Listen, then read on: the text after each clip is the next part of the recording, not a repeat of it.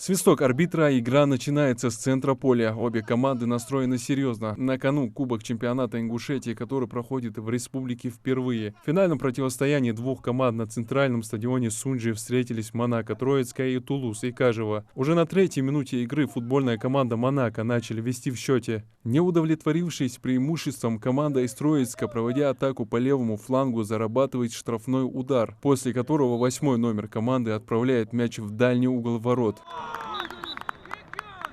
На финальный матч в качестве зрителя пришел и Ингисхан Аздоев. Для здоровья это очень важно, действительно, учитывая тот факт, что сейчас очень много распространяются всякие, так скажем, нежелательные наркотические вещества.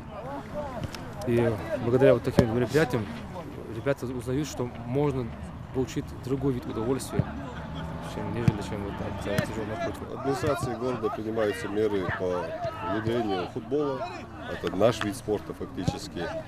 Ребята очень заинтересованы, и чем больше людей у нас вовлечены в футбол и другие виды спорта, тем у нас здоровее молодежь. К примеру, в этом году у нас к столетию Республики Ингушетия мы планируем провести 3 достаточно крупных мероприятия всероссийского масштаба, Южного федерального округа, Северокавказского федерального округа по развитию и демонстрации футбола именно в городе Сунджи. С 2022 в республике проводится чемпионат Ингушетии по мини-футболу, где 2 раза чемпионом становился Бардо из Али-Юрта. На 23-24 год первое место турнирной таблицы занимает команда Лиль Вокзал. Вторыми идут Марсель Яндари и третьими Бардо Али-Юрт. А в мини-футбольном турнире, где разыгрывается Кубок чемпионов, проходит впервые в нашей республике. Принимают участие 8 команд из Ингушетии. В стартовом составе команд 8 игроков, играют 2 тайма по 25 минут.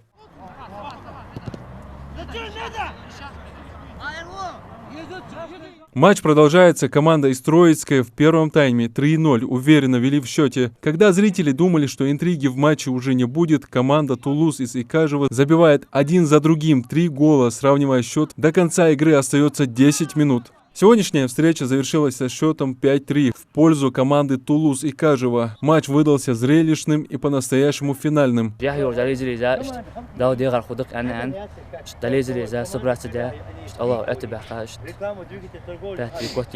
Начали хорошо, повели 3-0, потом чуть-чуть расслабились, пропустили один, за ним второй, третий и в конце упустили полностью. Главный арбитр сегодняшней встречи Магомед Хидриев отметил, что наши парни стараются не нарушать правила игры и с уважением относятся к соперникам другой команды. Ребята очень дисциплинированы, играют отлично. Бывает без этого, но в этом чемпионате и в Кубке я ни один красный карточек не показал. А церемония награждения пройдет в начале февраля в актовом зале Дворца культуры в городе Сунджа. Свой заслуженный кубок команда из Икажева поднимет там. Абдулмаджид Халухоев, Магомед Дарсигов, Новости 24.